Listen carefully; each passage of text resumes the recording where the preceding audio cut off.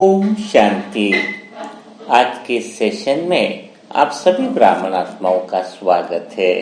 आज के सेशन की शुरुआत एक छोटी सी कहानी से करते हैं। एक बार एक पेड़ पर दो नींबू लगे हुए थे। दोनों नींबू मानो आपस में पहचान हो गई है ना, और वो आपस में बातचीत भी करने लगे। अब दोनों नींबू को आपस में मानो प्यार हो गया, स्नेह हो गया, क्योंकि उनका समय दोनों के आपस में प्यार भरी बातचीत से ही निकलता था। कुछ समय के बाद क्या हुआ कि उन दोनों नींबू के ऊपर एक टहनी पर एक बड़ा नींबू लगा हुआ था। उन दोनों को भी देखता रहता था, उनकी बातें भी सुनता था। एक बार क्या हुआ, वो टहनी थोड़ी सी बड़ी हो गई और नीचे की तरफ झुक गई। अब वो जो बड़ा नींबू था वह दोनों नींबू के बीच में आ गया। अब जो था वो पहला नींबू वो बड़े नींबू से बातें करने लग गया, उस बड़े नींबू के आकर्षण में आ गया, उसके साथ रसीली बातें करने लग गया। और उधर बड़े नींबू को बहुत अहंकार आ गया था कि मैं तो सबसे बड़ा हूँ, मेरे अंदर तो रस भी बहुत ज्यादा है, ये तो सब छोटे छोटे नींबू है। इनको वो उसी दृष्टि से देखता था, किसी भी नींबू की वो इज्जत नहीं करता था। तो लेकिन एक दिन क्या हुआ कि उधर से एक व्यक्ति गुजर रहा था जो उस गार्डन का मालिक था। उसने तुरंत हाथ पकड़ा, टहनी का हाथ पकड़ा टहनी से, और वो बड़ा नींबू तोड़ दिया। और बड़ा नींबू को तोड़ने के बाद वहां पर बहुत अच्छे खाने पीने के साधन बनाए थे, तो उसी भोजन में उस नींबू को निचोड़ दिया। नींबू का सारा अहंकार ही खत्म हो गया, उसका पूरा जो रस था वो भी पूरा निकल गया। अब वो दोनों नींबू वापिस नजदीक आ गए, क्योंकि बीच में से बड़ा नींबू तो चला गया। अब वापिस उनके साथ दोनों आपस में बातचीत करने लग गए। दोनों में वही स्नेह और वही प्यार वापिस पनपने लगा। लेकिन कुछ समय के बाद वापिस वही व्यक्ति आया और एक नींबू को तोड़ के चला गया और उसको भोजन में यूज कर लिया। अब वह नींबू अकेला रह गया, वो बहुत दुखी रहने लग गया, बहुत अकेला रहने लग गया। लेकिन धीरे धीरे समय बीतता गया और फिर वही व्यक्ति आया और उसने उस नींबू को भी तोड़ दिया और उसका रस निकाल लिया गया। तो कहने का भाव क्या है, पहले यह समझना होगा। जिस नींबू में अहंकार बहुत ज्यादा था कि मैं बहुत बड़ा हूँ, मेरे अंदर रस बहुत है, तो जिसका मेरेपन का अहंकार बहुत ज्यादा है, उसका भी कोई भी पल, कोई भी सेकंड अंतिम समय आ सकता है। और कोई परमात्मा से अगर अंदर का जो बीज है, वो बीज अगर भगवान से जुड़ा हुआ नहीं है, तो फिर समझ लेना उसका अंत क्षणिक में समाप्त होने वाला है। तो नींबू के बाहरी भाग में छोटा बड़ा नींबू हो सकता है, और जो बाहरी आवरण पर जिसका ध्यान है वह जीवन में चमार की दृष्टि बोलेंगे। चमार की दृष्टि का अर्थ क्या हुआ, चर्म को देखने वाली, यानी त्वचा को जो देख करके डिसीजन लेता है, उसकी दृष्टि कौन सी हो गई, चमार की दृष्टि हो गई। कहा भी जाता है ना कि अष्टावक्र जो 8 जगत से टेढ़ा मेढ़ा था, है ना, उसके पिता ने उसको श्राप दे दिया था गर्भ में, क्योंकि उसने बताया कि जो तुम शब्द शास्त्रों के बोल रहे हो उसका सही अर्थ नहीं बोल रहे हो, उसका सही अर्थ तो कुछ अलग होगा। तो उसके पिता तो महापंडित थे, उनको अहंकार था अपने ज्ञान का, तो गुस्सा आ गया और उन्होंने श्राप दे दिए कि तुम ऐसे ही पैदा होंगे, तुम्हारा शरीर 8 जगत से टेढ़ा मेढ़ा होगा। तो जब शास्त्रार्थ कर रहे थे तो उनके पिता को भी राजा जनक ने बुलाया था। वहां पर 1000 गायें गिफ्ट देने की बात कही थी कि जो भी जीतेगा, है ना, उसके सिंग भी सोने के कर लिए गए थे। तो काफी समय हो गया, जब 12 साल की आयु थी अष्टावक्र की, तब काफी समय होने के बाद पता चला कि उनके पिता घर पर नहीं लौटे हैं। वहां पर शास्त्रार्थ की सभा चल रही है, तो राजा जनक की राजसभा में अष्टावक्र चले गए। तो सभी लोग उन पर हंसे, बहुत ज्यादा हंसे, और राजा जनक भी हंसा उनको देखकर। तो उसी समय फिर वो अष्टावक्र भी बहुत ज्यादा हंसा। तो राजा जनक ने उसकी हंसी का कारण पूछा।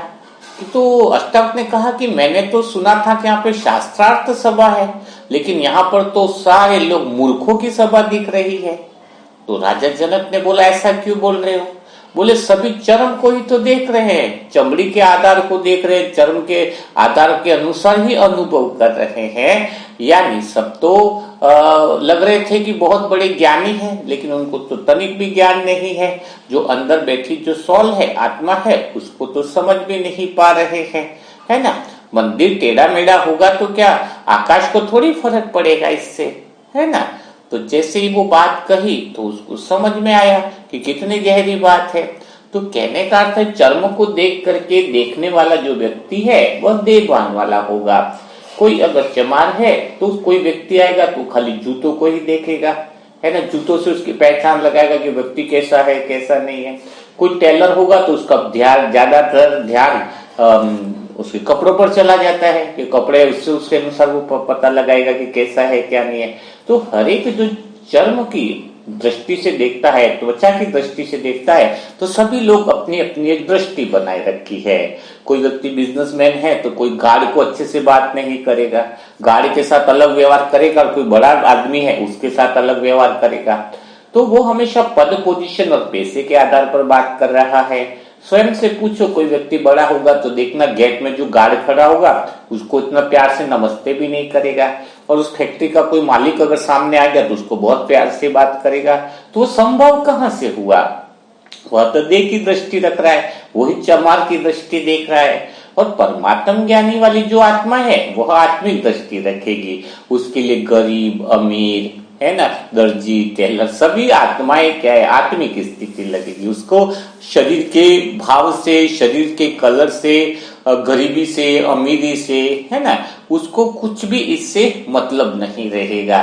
उसका संबंध यही रहेगा कि सभी लोग क्या है, आत्मिक दृष्टि वाले हैं, आत्मिक स्थिति को समझना वो समझता है, और वह सबको समभाव के अनुसार व्यवहार करता है। छोटा बच्चा भी अगर होगा तो वह उसको भी प्यार से जवाब देगा, क्योंकि उसके ज्ञानी आत्मा की जो दृष्टि होगी वो बहुत प्यारी होगी।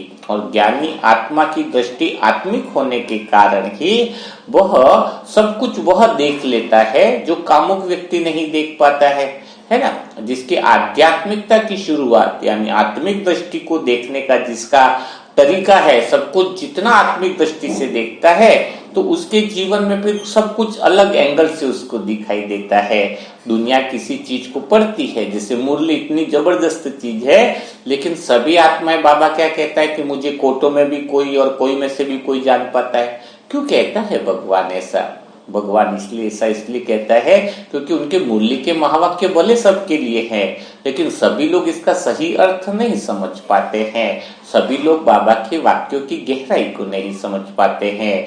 गहराई को कौन समझ पाएगा? जिसकी आत्मिक दृष्टि बहुत पावरफुल होगी, जिसकी ज्ञान की दृष्टि, ज्ञान की पराकाष्ठा बहुत तेज होगी, वही व्यक्ति जो है वो उस बाबा के महावाक्य को समझ पाएगा।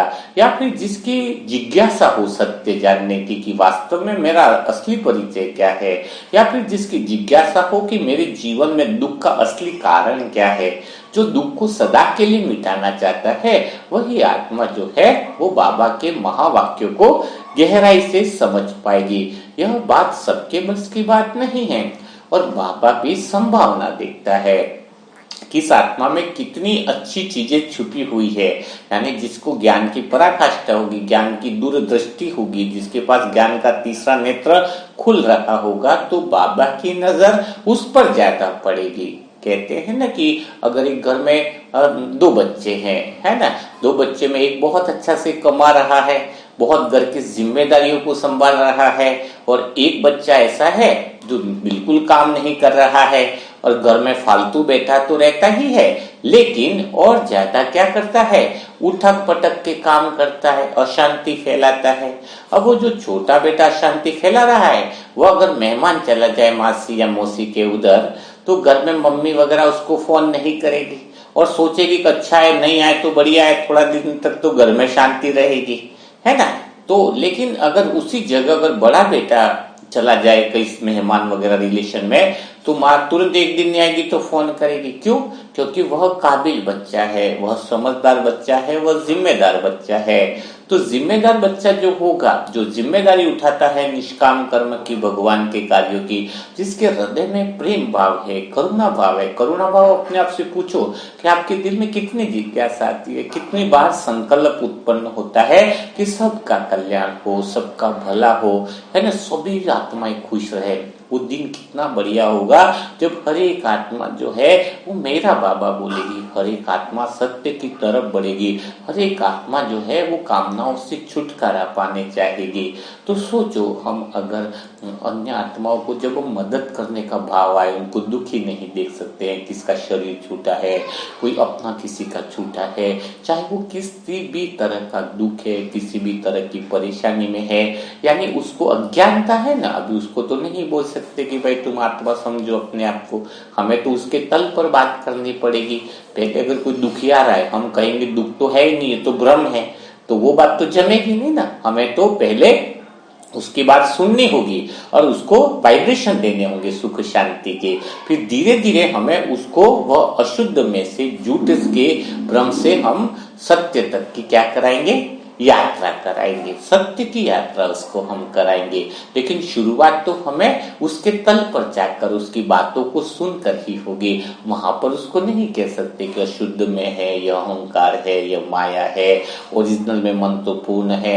वो सारी बातें पहले टाइम में नहीं की जाएगी। अगर वो दुखी होकर के आया है तो अंदर से हमें पता है कि इसको दुख किसी चीज का है नहीं, वह गलत फहमी में दुख को मान करके बैठा है।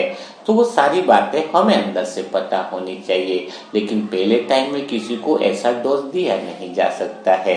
उसको दुख से मुक्ति पाने के लिए एक शुरुआत कराई जा सकती है, अशुद्ध में से शुद्ध में की यात्रा, आत्मा से परमात्मा यानी परम प्रेम की यात्रा, है ना, उसके लिए उसको प्रेरित किया जा सकता है। तो सच्ची दुआएं जिसको कहते हैं ना, दिल से दुआ किसी की देनी, वो दुआओं का वास्तविक अर्थ यही है कि किसी का मन परमात्मा से लगाना, किसी का मन आत्मस्थ हो जाए तो कितना मजा आएगा। और भगवान की यह दिव्य दृष्टि ही तो है अपने ग्रुप में, जो सभी आत्माओं के पीछे मेहनत करने का फायदा नहीं होता है। हथौड़ी छेनी उसी पर चलाई जानी चाहिए जो मूर्ति बनने के लायक हो। तो आप आत्माएं कोई साधारण नहीं हो, आपके अंदर बहुत सारी संभावनाएं छिपी हुई हैं, आप आगे जाकर के बहुत बड़ा काम करने वाले हो।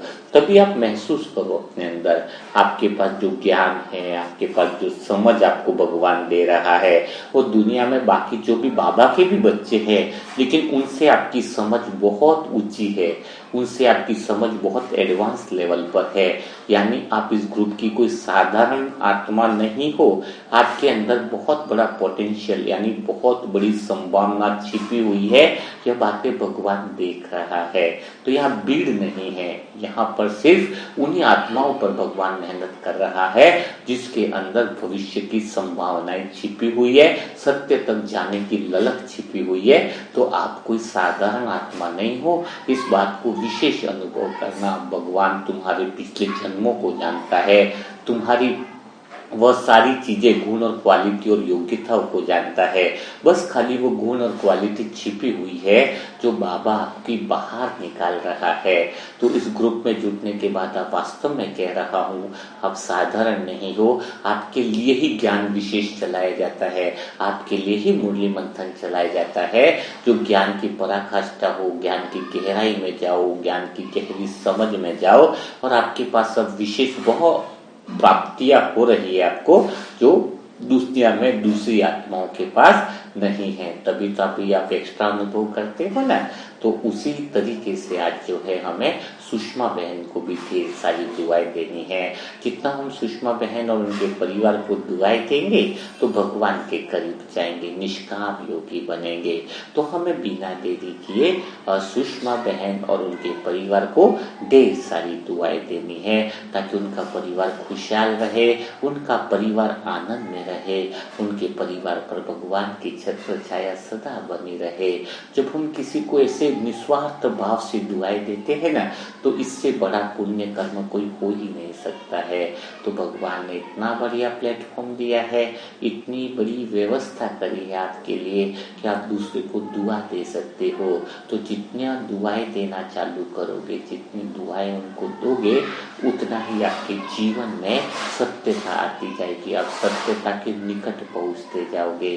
तो अभी बिना देरी किए सुषमा बहन और उनके परिवार को इतनी ढेर सारी दुआएं दो कि उनके अंदर इतनी शांति आ जाए, उनके परिवार में सारा क्रोध मुक्त हो जाए, उनके परिवार में गहरी शांति का अनुभव करें, हर एक आत्मा के अंदर शांति की अपार शक्ति आ जाए, प्रेम की अपार शक्ति आ जाए। तो इतनी गहरी दिल से गहराई से, दिल की गहराई से आपको दुआएं देनी है जो वास्तव में उनका कल्याण हो जाए, वास्तव में उनका भला हो जाए। तो जो भी नई आत्माएं हैं जो ग्रुप में जुड़ना चाहती हैं, उनके लिए मोबाइल नंबर है 7202921969। तो बिना देरी किए सुषमा बहन और उनके परिवार को ढेर सारी दुआएं दीजिए। कल फिर हम मुलाकात करेंगे ऐसे ही मूल्य मंथन, ऐसे ही दुआओं के सेशन के साथ, है ना। तो तब तक के लिए सभी भाई बहनों को ओम शांति, ओम शांति, ओम शांति।